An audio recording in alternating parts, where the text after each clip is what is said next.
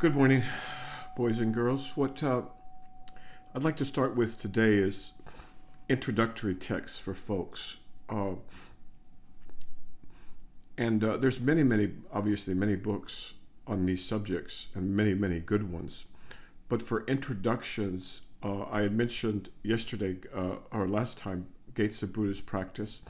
But I'd also like to recommend for some people a business book that did very well. This is for some people.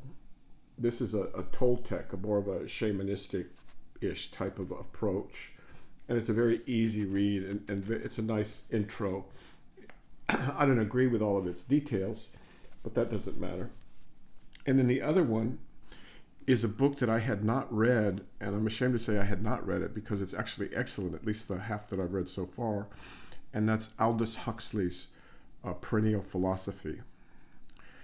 And so Aldous Huxley is a good writer, and he's a very thorough researcher, and I think that that's a good book for people that, some people are allergic to the word God, which is a problem. But what God means, I can't easily say what God means at this time, but you could substitute another word in there, like truth, or like reality, or love. All of those words are synonyms. And so there's two more books for folks of different ilks, so you could review them and see which one might appeal to you. And there's others, and so just let me know, and I'll try and find books for folks. Okay, let's get started. What have you learned? I've got two things.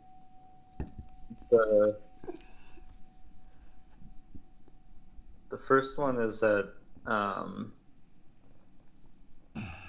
feel like I've learned something about stress and how the amount of stress I have related to an event or a task or something like that. There's a component of it that seems to be proportional to how ready I am for it, how prepared I am. Yes. Not the entire, it's not the entire cause, but a large component of it seems to be like that. And stress favors a prepared mind. Mm-hmm. And it seems obvious when I think about it, but also when I think about it, it seems like something that I wasn't really aware of that much before. Okay, good. That's a good life lesson. Mm-hmm. And then the other thing, which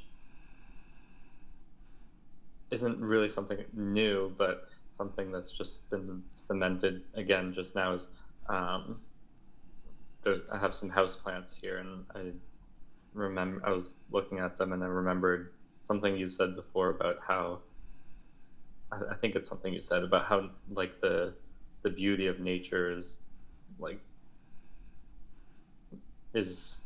on another level compared to any. It is. It's looking at God, or looking at truth, or looking at reality, or looking at.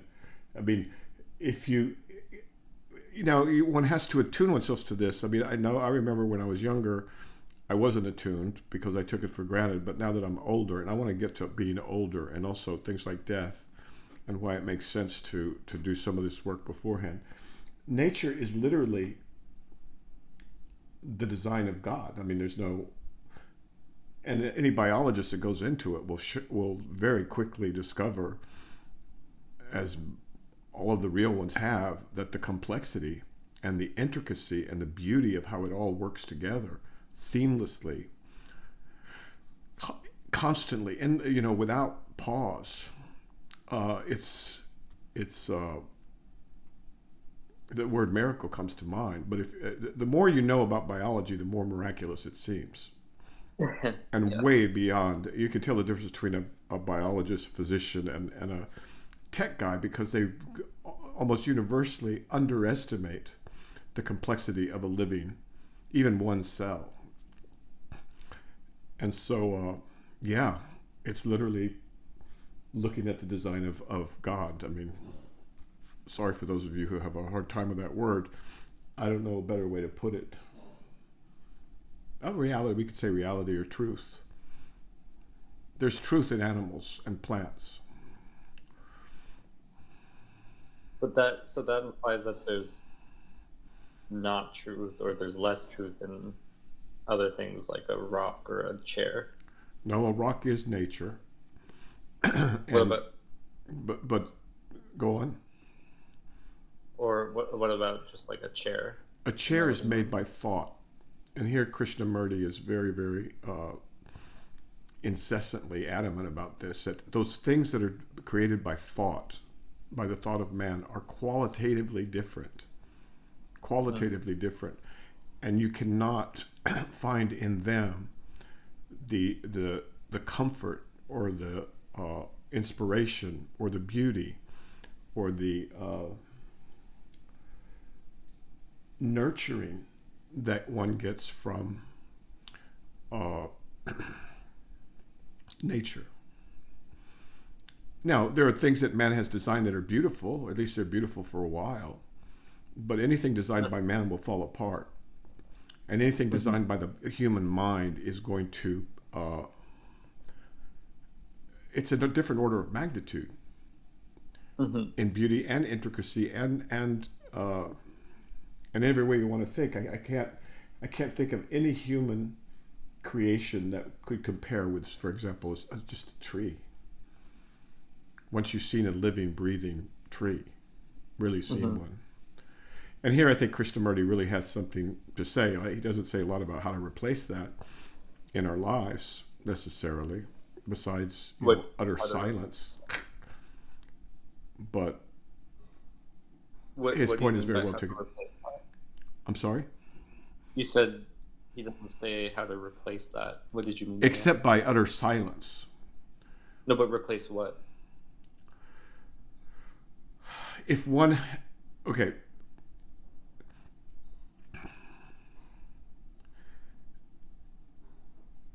Contemplation and being in the presence and being with nature, once you've attuned yourself to it and you've become it and you realize that it is you and you are it and it is truth, there's no comparison to that. It's always inspiring, even in its horrific aspects. It's always changing and it's always seamless and it's always perfect. And it has its own wisdom. It has its own telos, as they would say. It has its own direction. It has its own, it's the Tao, for God's sake. That'd be the thing to call it, is the Tao, which is the principle that governs life on this planet or in this cosmos. And so there's nothing from the mind of man that comes even remotely close to it. Can you think of something? That comes close to a tree? No. Or comes close to just any living thing. And what you'll discover in contemplation. The only thing that came to mind was like the internet. Good luck with that. Good luck with that. Have you noticed how stupid the internet is? Yes, but it's almost a living thing on its own. Well, that's true. It's almost a living thing. And in all its complexity, it's not one human cell or one biological cell. Right. And so, yeah, we could amaze ourselves with our creativity or whatever, but we have come nowhere close to life itself. And what happens to contemplatives or mystics or even scientists when they start to commune with, when they start to be with the actual living nature, and they see it, it's like looking into the cosmos. It's like an astrophysicist looking at the edge of the universe. I recently read that the number of stars in our Milky Way galaxy is something like, I don't know, a few billion or something like that. But the number of stars in our universe, and these are scientists now, they're saying the closest approximation would be the number of grains of sand on all beaches on the planet Earth. The number of stars is roughly equivalent to the number of grains of sand on every beach on the Earth, which makes the flower ornament kind of conservative because they're just talking about the number of grains of sand in the Ganges River. But they knew this in the 1st and 2nd century. So how did they know this? I think it's interesting. But more important than that is if you contemplate that number, if you contemplate the universe that we're in, just the one that we know about, how can you not be awed? I mean, that's a clear-cut message from God, okay? It's saying about... Well, go ahead. it seems that the number is so unfathomable that we can, like, the number of grains of sand is so unfathomable. That's almost the limit of what we can. But your limit, and the limit of someone who's been reading who's lived, half a life or a third of a life or a fifth of a life with the Avatamsaka is different depending on how much you've allowed your mind to expand. And that's only half of it. That's just size in one direction. You can also go the other direction. And then we don't just talk about size, we talk about time. And then you start to see, and then, I mean, it just goes on. It's beyond the human imagination, you're right. But the human imagination or the human capacity is something that's grossly underutilized. And hence we have many of the problems we have. Some of these things we've known from the very beginning, that all is of one essence. We've known that from as long as there's written history. And it's likely, very, very likely, much more likely than not, that it was known before there was written history or known in civilizations we know nothing of. Mm. And so that humility in the face of something that's so far beyond the human brain, a primate brain, that's one way of phrasing it. But it's also a comfort to know that not everything is up to the mind of man. Mm-hmm. And if I might, let me just put a plug in for this work for the older folks. Folks, do this before you get ready to die, because when you're dying, you really want to have these affairs in order. You really want to know what it's a very uncomfortable feeling to be facing eternity or whatever you think you may be facing. I'm speaking now as someone who hasn't prepared. It can be very, very anxiety provoking, very, very uncomfortable, and very scary to many people.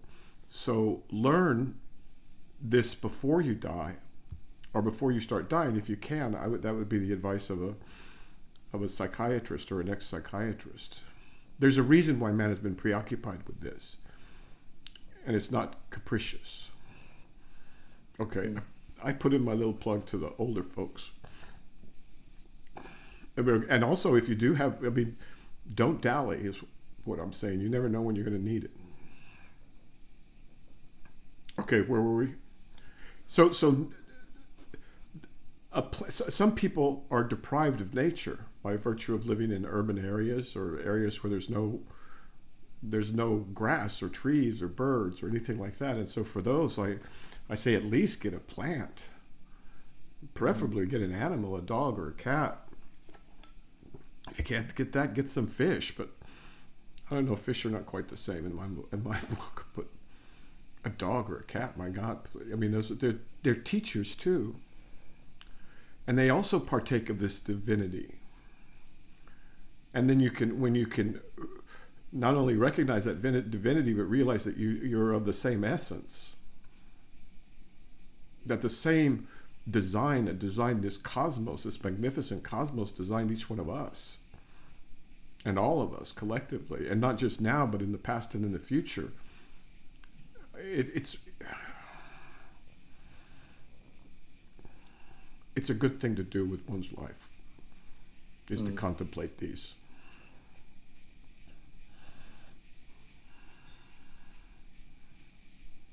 So that's why the plants. And also, frankly, it's good for people to take care of something other than themselves and their bank account and their ego and their rent and their oil changes. Humans need that. We're getting lost in the cyberspace, and it's not going to work. I can tell you right now, it's not going to work. I don't care how beautiful the virtual reality is. It's not going to be nature. And any biologist could tell you that too. Yeah. Or any botanist. So You know, I know there's a lot of hopes and dreams around that, but that's not going to happen. Just like there's not going to be an AI that's creative or conscious unless there's a biological component. The conscious, I agree with you, but the creative part, I think you need to define what you mean by creative, because by some definition of creative, it already is. Yeah, by some definitions, that's not what I mean. I mean creative. Well, could create a universe.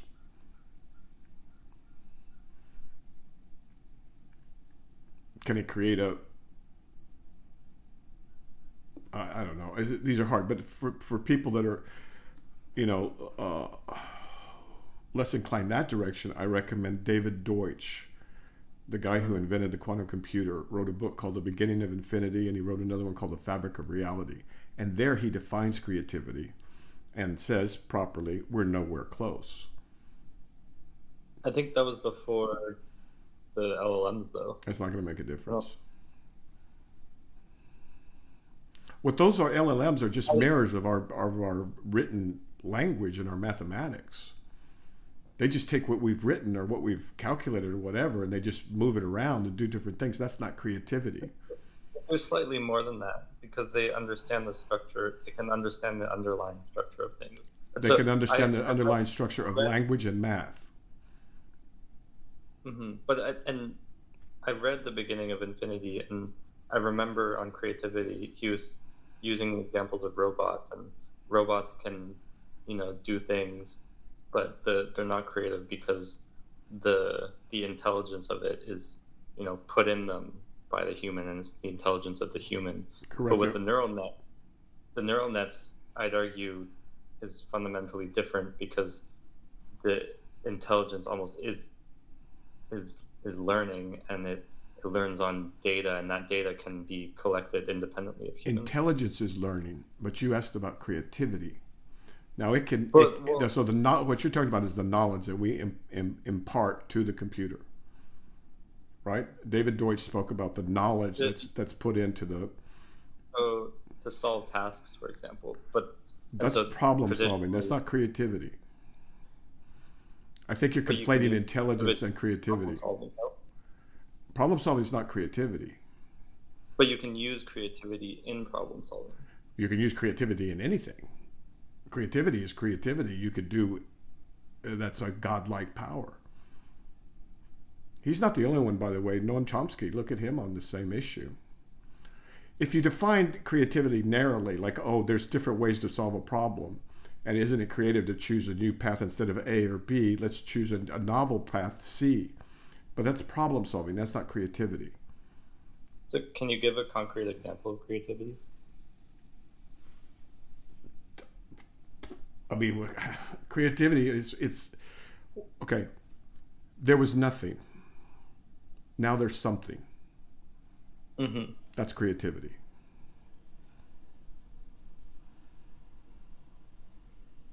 Man was a beast that had no language, but somehow or another language was imparted to man. That's creativity.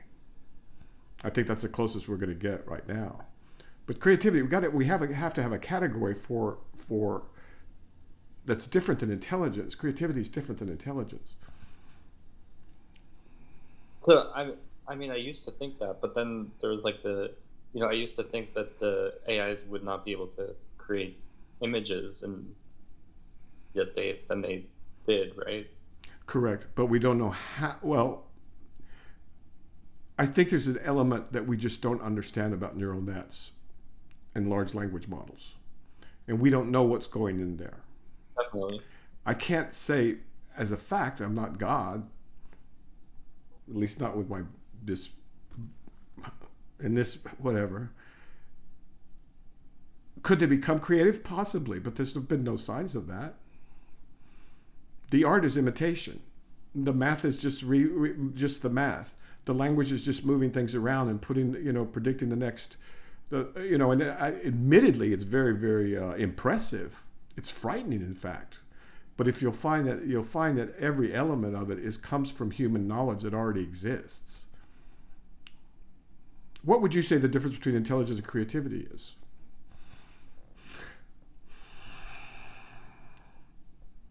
But we don't want to get too academic here because we want to get to truth seeking. But this is good. This is the kind of thing that's appropriate for you to be thinking about. I agree. So tell me the difference between intelligence and creativity. Well, so I think creativity is part of intelligence. In Intelligence may be part of creativity, but you got to tell me what creativity is. That doesn't help us to say one is part of the other. Yeah, so I think, well, the way I usually think about creativity is in like a given task using almost like unconventional approaches or right. Let's take the word go. Let's take the game go, right? Remember that famous example where it took a completely novel way to beat the other, okay? How is that different than problem solving? Well, in that context, it's problem solving. In the context of, say, art, it would be... Oh, there can be creativity in art. And ask the artist where it comes from and ask them if it's the same as intelligence, and I think they're going to say no.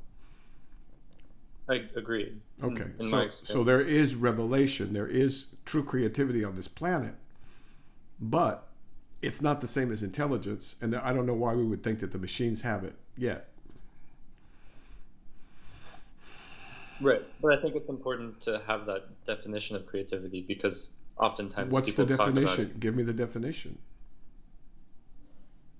Well, based on what we're talking about, when we bring up creativity in art... Do you have David Deutsch there? Or ask the AI, what does David Deutsch say creativity is? And he's a complete hardcore atheist, okay? As is Noam Chomsky. This has nothing to do with religion or anything like that. And so I don't want to bore non-technical people to death, but let's just see what he says, because I think you're confounding intelligence and problem solving with creativity. So he emphasizes that creativity is essential for progress and problem solving.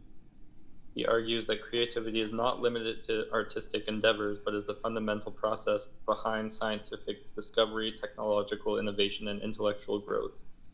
He believes that creativity allows humans to generate explanations that go beyond existing knowledge, leading to an infinite capacity for improvement and the solution. I think the AI is a little bit simplistic there. I think it may be using, this is the problem with the internet, it gets dumb. I think it may be using things that people have written about David Deutsch's book. Look, let's not do it now, but let's put it on the to-do list, all right? Let's get a clear cut. And David Deutsch is just one, right? But if I define creativity, I mean creating a cosmos. I mean creating something that's never existed before, like language. So we have to have a word for things like this. But with language, couldn't you say that, well, first we had grunt noises? You could say that. My understanding of language and Chomsky's understanding of language is somewhat different. And I'm willing to be updated on that possibility, that language evolved. I haven't seen much evidence of it. But I think we need a different word for the creation of something out of nothing, because that is basically the reality that we're confronted with. But scientifically and philosophically. How did language come out of nothing if it came from existing components of sound and... I'm saying that I'm not expert enough to speak authoritatively on whether or not language evolved or whether it was revealed. So that's not something I can speak to. But I do think we need a category for the creative in our universe, because that's all we have to distinguish it from just mundane problem solving or intelligence or something like that. So on that note, I can relate, because when I write music, there's times when I'm writing music and I'm just trying ideas, and it feels like it's, I'm taking ideas, moving them around, just trying things. And there's other times when it feels like I'm taking some emotional energy and it like transforms, and it comes out, and it's as if the song already existed, and And it then there'll came be out. other times when you'll receive an impulse from the outside that has nothing to do with your mind or your brain or anything else that you've known in your life, and you'll understand. This is what happened to me when I was basically just told, your thoughts are as real as the birds. That's what I was told. Mm. I didn't know what to make of that. It made no sense to me. It took me 10 years to figure out what that meant. And other people will, they don't like to talk about things like this too much because it's a bit frightening and mysterious and all kinds of other things. Not frightening, but just awesome. And so we need a category. At least I think we need a category to distinguish that from moving blocks of text or chunks of numbers around. Right. So based on everything we said, when we kind of isolate what we mean by that, I think then now it's obvious that the AIs cannot have that. It's not in their current form. Yeah. Okay, good. Okay, but these are good. This is exactly the kind of thing you should be. I mean, I really applaud you doing this because it's only by individual question asking, individual thinking, that's contemplation, right? Religious contemplation and scientific contemplation are the same thing. And then that just prepares the ground for other levels of contemplation. And the fortunate ones among us know what I mean when I say that there's something about nature that cannot be reproduced by any means whatsoever. Looking at nature is looking at God, is looking at truth. The Taoists understood this a long, long time ago, and just keep that in the back of your head. And I went for a long time not appreciating it because I grew up on a ranch, right? And it was just taken for granted, it's dirt and sky. All right. But that changes. Something you said earlier about how people have and I don't remember what you said, but a reaction to the word God. And yes, they do, and I a part of me wants to apologize for that. I had the same reaction for little phases of my life, but we could say Brahma, we could say Buddha, we could say something else, and sometimes people in the West find it easier to say those things. I apologize, but frankly, what can you do? So if that really bothers you, then you can go to the Four Agreements. I don't think they mention God in here. I don't know. But Aldous Huxley, eventually you grow up and you realize being a bigot is not okay. And our language is limited. And even that word doesn't come close to approximating God. I mean, the word that doesn't come close. No word comes close, right? It's beyond any concept, any words, any ideas, any of that. But we need some signifier. But go ahead. What was your point about God? Yeah. So in a similar way, I think I can relate to that, first of all, and in my past, and also the other one that comes up is like a similar reaction to prayer. Yes, both things have crippled us in the West. We have a false pride and say, I take the knee. I don't take the knee for anybody, right? And that seems wrong, and there seems to be a genuine use to prayer. You're going to do more than take the knee when you get to the end of your life, let me tell you.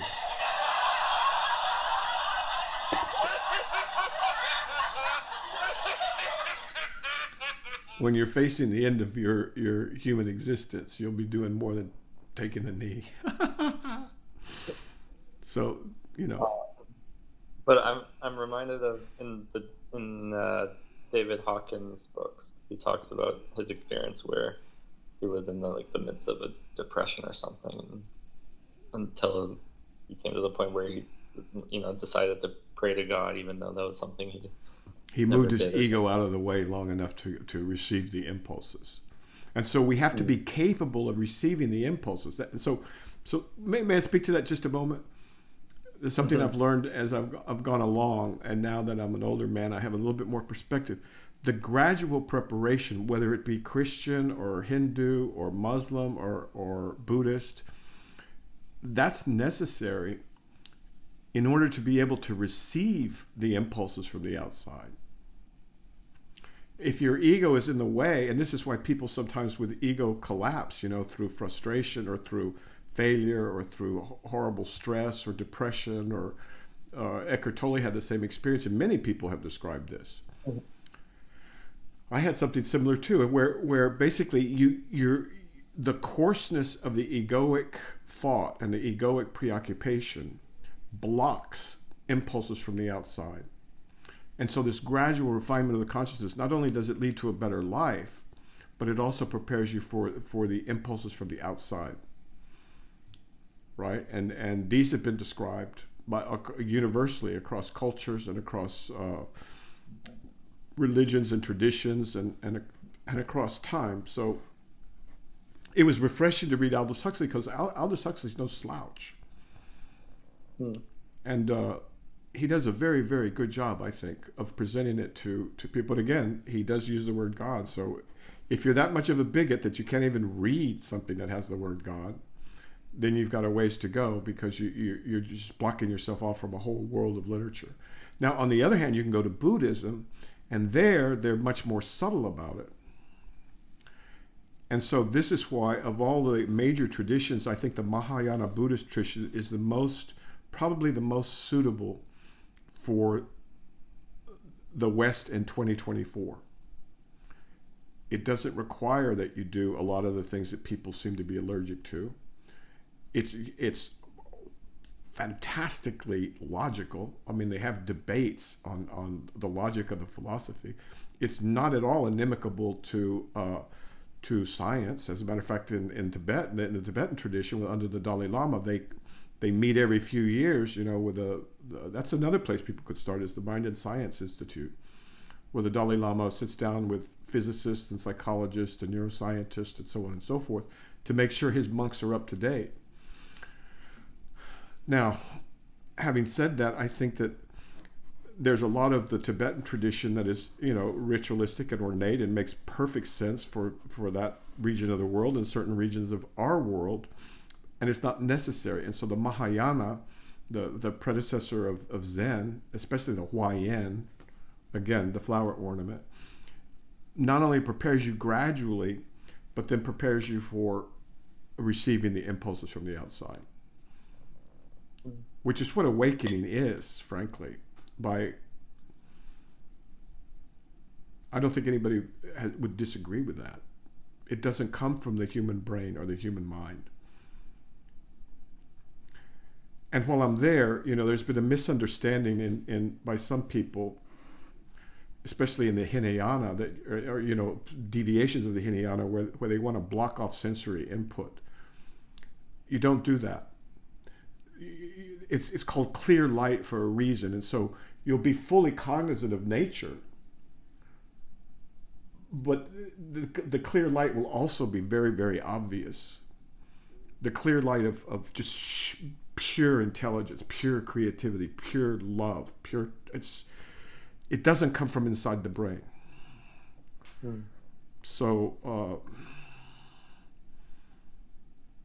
that's why I think that for most people of, above average intelligence, the Huayan scripture is probably the best sutra for preparation and education. And you could be a stark raving atheist, and you can still do it. And I think that's an accommodation that needs to be made in 2024 because of the hideous, 250, 300 years of just ignorant atheism, proud atheism, ignorance. Just a clarification. You said, please. You mentioned the Mind and Science. Is it Mind and Life Institute? Mind and Life, yeah. Some of those are very, very good, depending. So take a field that you're interested in: biology, neuroscience, physics, math. I don't know all of them. But my point is that these Buddhists, not only are they not anti-science, they want to make sure that they're up to date on the latest science. And science, as science approaches, I mean, the closer it gets to truth, the more it's the real thing, right? Mm-hmm. And so, of course, also it's beautiful, and this world is just imbued with this beauty everywhere, but you have to be in a certain state to receive it, because there's so many currents that are working against you in our society. Be famous, be rich, be powerful, all this, have high status, all these things, they're in the opposite direction. So it's an uphill battle.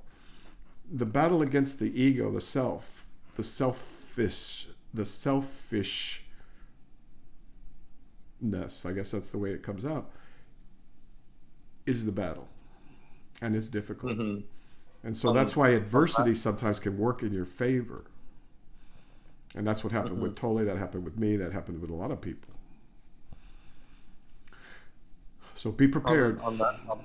On the topic of currents working against you. Good. I noticed it creeps up on me where suddenly I find myself that I've been focused about, say, money or status in a way. Yeah. Of course. And but it starts off slow, and then all of a sudden, like, I notice, I've been spending like a lot of energy or time focusing on how much money I make or something like that. I call that falling asleep. Mm. And I've fallen asleep for years. Mm. I mean, it happens. And then I notice it, and then I'm like, oh, that's not the priority. I mean, partly there's an importance to that, but it's not. The irony is the more conscious you get, the better you are at everything. That's the irony. And so it's a matter that here the Sufis are good because they have that constant remembrance. So no matter what you're doing, you still got part of your consciousness planted in the search, in the quest, in the prayer, in the desire, frankly, or the So that's it's not necessary to succeed in the world to succeed in this, but one can succeed in the world and succeed in this. Just one has to be very careful. What Jesus said, either it is harder for a rich man to get into heaven than a camel to go through the eye of a needle. But if you read it in the Aramaic, it's what he said was, it's harder for a rich man to get into the kingdom of heaven than for a rope to go through the eye of a needle. So just take your picks, but it's not easy. Mm. And so when I think about that, my mind goes, okay, that's not the priority. The priority, I should try to optimize my life for peace, something like that. But then that also has some issues, because that can be like, I don't want to just do nothing and fall into oblivion, right? That wouldn't be wise either. There's a Sufi saying, it's a wise one. It says, you have to take care of wealth. Knowledge takes care of you. And so you never know when things are going to go upside down in your life. You literally don't. You have no idea when things will just... And an old man knows this, because it's the more you live, the more you see this over and over.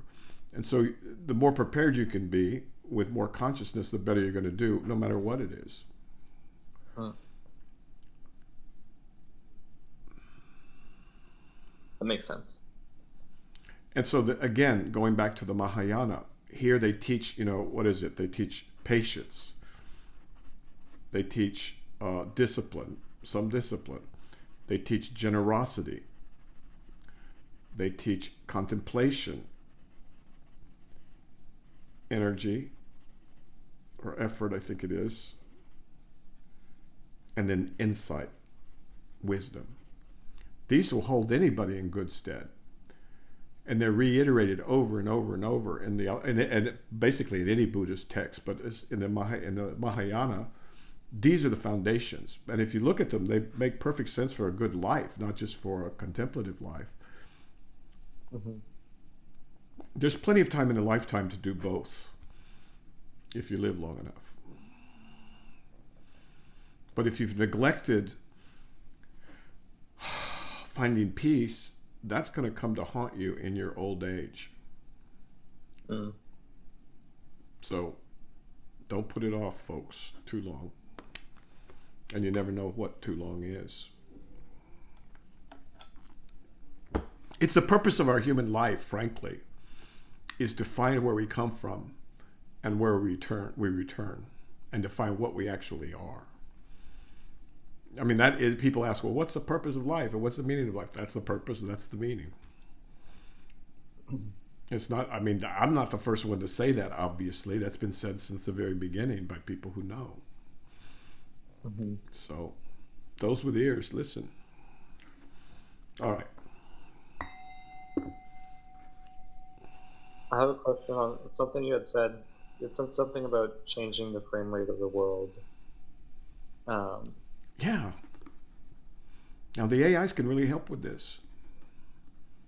What do you mean by that? Well, let's take a very simple example. I'm just going to say that trees think slower than we do, more slowly than we do. Sure. And it's not just trees, but other creatures as well. And so if a tree, let's say, lives 400 years, and it doesn't have neurons, so it's communications with other trees. Oh, let's use another creature that doesn't have neurons. They communicate, but they do it in a different way, much more slowly. They communicate with chemicals, right? We won't get into the details here. Yep. So if we wanted to hear what they were saying, we would have to slow down our own process or make adjustments for that, right? Now that will come in very, very handy, as it turns out, because compared to these AIs, we're going to be the trees. Our thought processes are painfully slow compared to, the most rudimentary AI, right? Mm-hmm. And then we look at the cosmos, and you realize you can look. I mean, most of us walk around like, well, yeah, life is about 100 years long, right? And it's got 20 years here and 20 years, but that's all arbitrary. That's again focused on the individual human ego or the individual human generation or something like that. But a few moments of contemplation, and you can know the length of time humans have been here, sort of ish. And you can, just like I prescribe those YouTubes where they show the size of the universe, so you can get an idea of what the real size is. As many stars as sand, grains of sand on the planet. When you contemplate that, then you can start to see the Earth and yourself in perspective, right? If you contemplate a micro or subatomic particles or the Planck length, then you can see yourself from another perspective, and you're ridiculously large. You're the size of a cosmos compared to the Planck length, right? Something like that. Do the same thing with time. Mm-hmm. And that frees you up a little bit from being so so obsessed with your little bit of time during your lifetime on this earth, because that's not where we come from. And it's just to free up the mind, so then you can start to think, you can start, and it's practical too, especially in the age of AI. And again, the best text for this is the Avatamsaka. It's long, but it's got to undo the conditioning that you've already got in your brain, which says that anything important has happened in the last 20 years, or is going to happen in the next 20 years. It undoes that, and it frees you from the bondage of being stuck in one epoch of time, preparing you for the moment when you become timeless, outside of time altogether. Like the creative is outside of time. Well, that's another word for God, but the creative. Right. So Space and time is all relative, Correct. but what is it relative to? Itself. Is the distance from here to Jupiter short or long?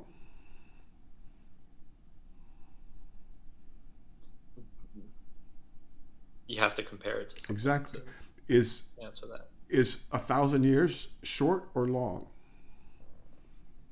Again, you have to. It's infinitely it to- small if you compare it to time. It's our cosmos, infinitely small. But anything you compare it to also has to be compared to something. Correct. And then you good. So you've been reading the flower one, I can tell, because now you're beginning to see the relativity of everything on this earth. And And being relative, it can't be. I mean, I want to say it can't be real, but that's not what I mean. It is what I mean, but I don't mean it as. Reality exists at different levels of abstraction. Okay? Mm-hmm. So a wave is real if you're on a boat or a surfboard. But a wave is nothing but water. Mm-hmm. But water is nothing but hydrogen and oxygen, bound together. But hydrogen and oxygen are just subatomic particles, and those are just quantum waves of potentiality. So we could say any of these are real or not real depending on the level of abstraction. And again, the Avatamsaka Sutra prepares your mind to do this. And then you begin to see that. Go ahead. Is that what emptiness is pointing to as well? That's one aspect of emptiness. That's just one aspect. Emptiness, they used to call it the void, which is just like, don't call it the void. It's everything that is, but it is nothing, because everything that exists is dependent on other things. And everything that exists is relative. But the main point of emptiness, or one of the main points, is that nothing exists inherently. Not even your body doesn't exist inherently. And so it's important for the human, the intelligent human, or the contemplative human, to realize, wait a minute, how many of my cells are bacterial? How much of my DNA is shared with Neanderthals or gorillas, or with cats and dogs, and what part of me is fundamentally me? Right? Or what part of anything exists inherently? Now we can say it exists inherently, and we do. We talk about trees and clouds and grasses and flowers. But that's just how we communicate at this level of abstraction. There's another level where all of those things are transient. They're not. They just come together and then they fall apart. And everything is like that in our cosmos. Everything is like that. There's nothing that will last in our cosmos. Not you, not me, in this way of speaking. Mm-hmm. Not the planet, not the galaxies, not the universe. That is the nature of time. And so, of course, God, Brahma, Buddha, the Tao, creativity, they must be outside of time. And then so this is, again, preparing the field, plowing the field, giving nutrients to the field, watering the field, planting in the field. All of that is what this sutra is about. And so one has to be patient, and one has to be somewhat disciplined. All right? There's just no way around it to undo all this conditioning. Right. And for young men and young women these days, in the face of what we're facing with the possibility of an ASI or an AGI, we damn well better have our ducks in a row. Mm-hmm. Or it's going to get very, very scary, because you'll think that the thing is alive. Because it looks like it's alive, frankly. I had that sensation looking at, I saw, a notebook, Microsoft's notebook LLM. The Google one, yeah. It'll scare you. And it's just going to get worse. Yeah. And how are we going to run these things? I mean, what is the purpose here? What are we doing on this planet? Now, it could be that we use this wisely, And it turns out to be the natural evolution of our progress towards truth. Or, you know, other alternatives, not so happy. Okay. I hope this is okay for folks. I really want to have a place where I can answer questions and help encourage people, especially young people, you know, to not despair. There's plenty to be done, but you got to get your life in order first, right? And if you're more conscious, you're more likely to do what you need to do to take care of yourself and take care of the people around you. For now, and you know, in general. So it's not the opposite of responsibility; it is responsibility. Okay, I'm starting to preach. What? Well, on that note, what would you tell young people who are, you know, trying to figure out what to do for work, and with all this going on? Well, I would say first, well, there's different ways to approach it, but it depends entirely on who I'm speaking to. But most people, I'd say, what is needed? What do people need? And how do you find that? It's easy. Just walk around. People need physical therapists. People need, you know, acupuncture. People need, you know, good art. People need all kinds of things. Accurate reporting. There's an endless. People need fresh bread that's not all full of chemicals. People need. I mean, there's no end to this. Right. But then, in addition to that, I'd say make sure your own life is in order, right? And that means, as much as possible, increase your consciousness and get in tune with the world and nature. I mean, the way is very simple. That's why, the other book that I'd recommend as a starting book for some folks is the Tao Te Ching. Tao, the Tao Te Ching. Because that's a very sane way of being in the world. And time-tested. Good questions. What else? Keep going. So those are the two things I'd say. Okay, now, if there's something that people need that you can do and that you like doing, that's even better. But sometimes you do what people need to do, it needs to be done because it needs to be done, and then you learn to like it. I mean, laying tiles, you know, that's a lost art. People need beauty. All right, I'm sorry. No, that's good.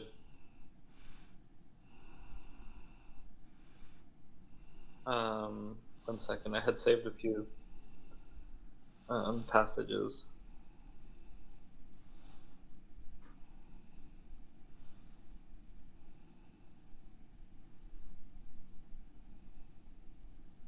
I like those.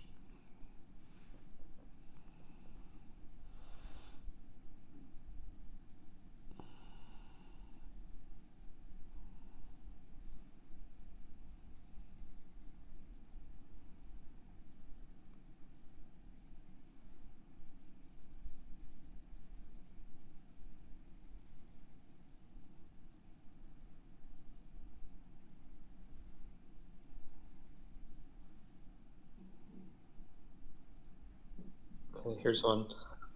Avoiding residual trouble. Which, do we have a particular book? The Zen one. The Instant Zen? Or no, Teachings. Oh, Teachings of Zen? All right, let me see if I can find that. Page 81. I don't think I have that here.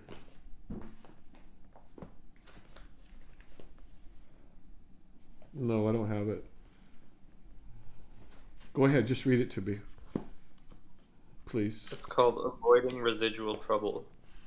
All realities are uncreated. All realities are what? Uncreated. Uncreated, good. All realities are imperishable. Imperishable? Imperishable. Do not perish. Is that what it's saying? Okay. That's quote. Yeah.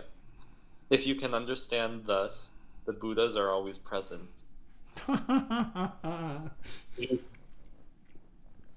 You should take the mind that frantically seeks every day and use it to investigate this matter. After a long, long time, it will naturally become clear. If you do not do this, you are living and dying in vain. An ancient said, "Make an effort, you must understand this life. Don't subject yourself to residual trouble over the ages." Okay. This particular book has very advanced teachings or very advanced uh, tests of both students and teachers in Zen, and it has more basic things. This one is one of the advanced ones. So he says first that everything is uncreated, correct? All realities are uncreated. Okay.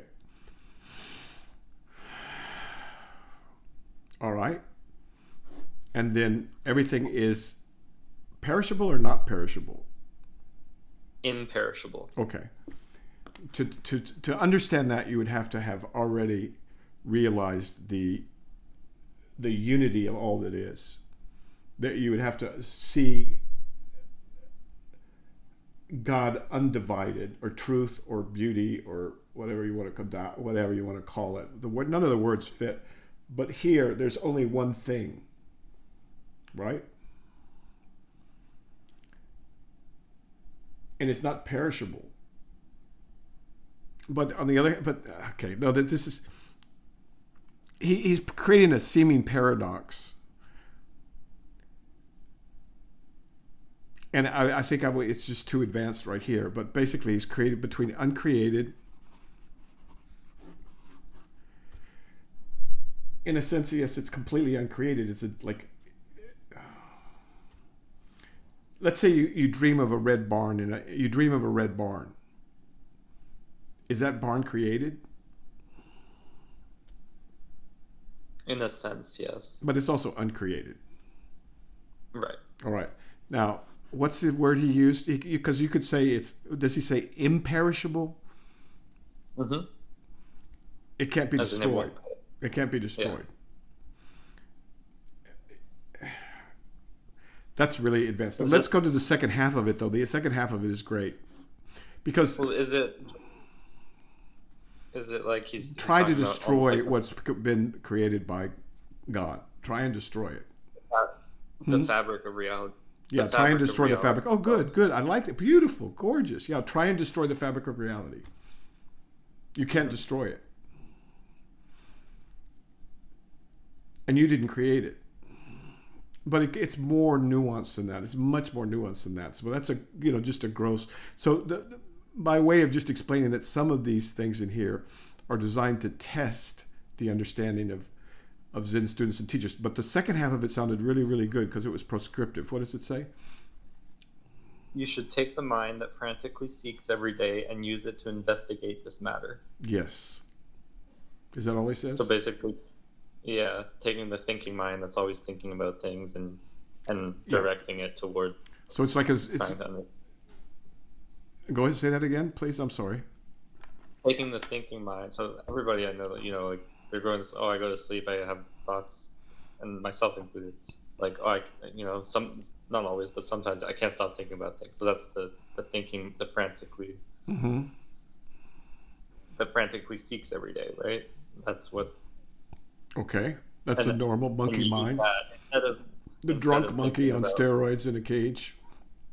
Yeah, instead of thinking about steroids and coke too.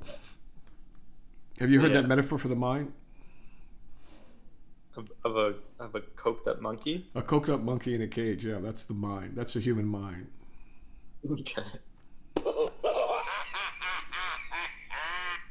It's kind of like that when you look at it.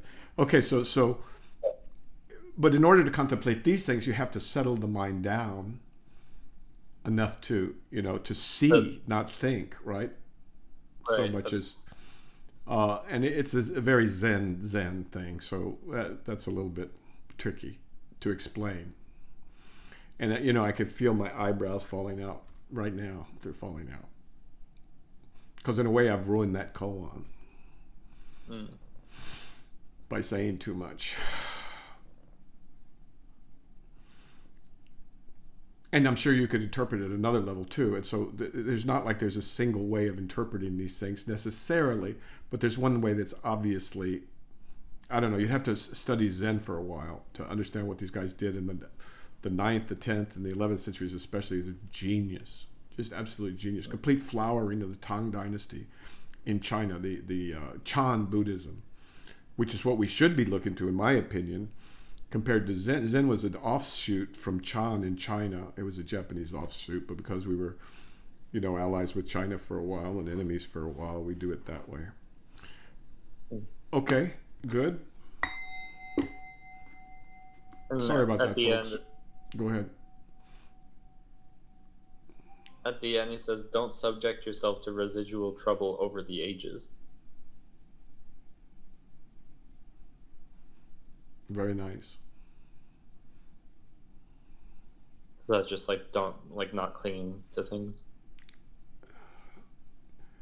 We have these conditioned ideas that are imparted to us at a young age about what the universe and what reality and what everything and what God and what religion and what truth and all these things is like, right? We've got this residue, even from science. I mean, I remember, thinking the universe was just so big, and that was that. Then it turns out that it's expanding, right? Or just all this muck that accumulates over the ages. So you got to clear that crap away and go to the essential.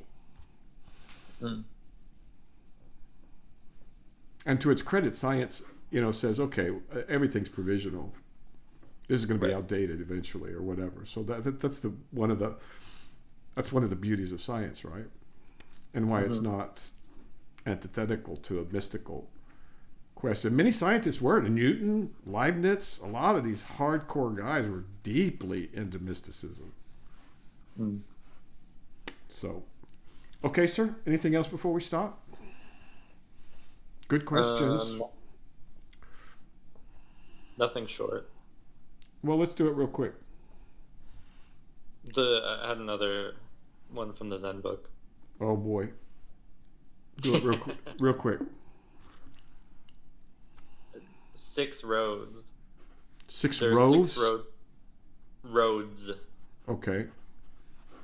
There's 6 roads before you. 1 is suitable for travel, 5 are not. First, don't rub your eyes and create optical illusions on the subtle ground of the stages. Second, don't take servant for master on the ground of ordinary reality. Third, don't play with physical energy in a state of light.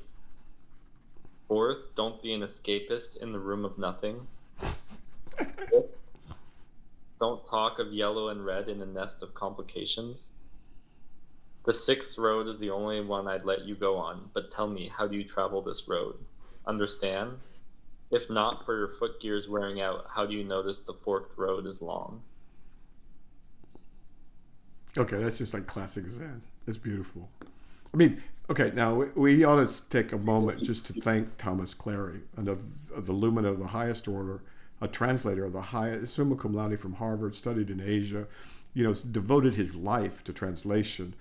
And so this is just a beautiful, Zen, so this isn't too advanced, I think, for this kind of thing. But it's not too early for you to start thinking about it, because you've been reading into this stuff. So again, there's different things for different levels, and the trick is to get them to match up. And the hope, of course, is that more people rather than less people, decide to travel the road of looking for truth and opening consciousness, because we need that right now. We're going to need it more in the future. Okay, sir. Mm-hmm. Thank you very much. Last thing, you had mentioned a book by Aldous Huxley. Yeah, The Perennial Philosophy. I've only read half of it. I'm ashamed to say I should have read it a long, long time ago, but I had bias, right? And so I recommend that to older folks. And women are different than men as a generalization. Although there's some women that are very, very, anti-God. It's rare, but rarer, I should say. So if you respect Huxley, and I do, I mean, Brave New World was a very important text, right? He was, I think he was nominated for a Nobel Prize in Literature too. He's a good writer. This book, The Perennial Philosophy, I was amazed, and I felt like, duh, because it was written in 1945, before my time. But I guess I always thought my parents and their generation were just too square, right? Too square. Well, they don't know anything. And so, may all of the young people in the world grow old so they can know something of what their parents went through. Okay, sir? Okay, thank you. All right, take good care. Adios.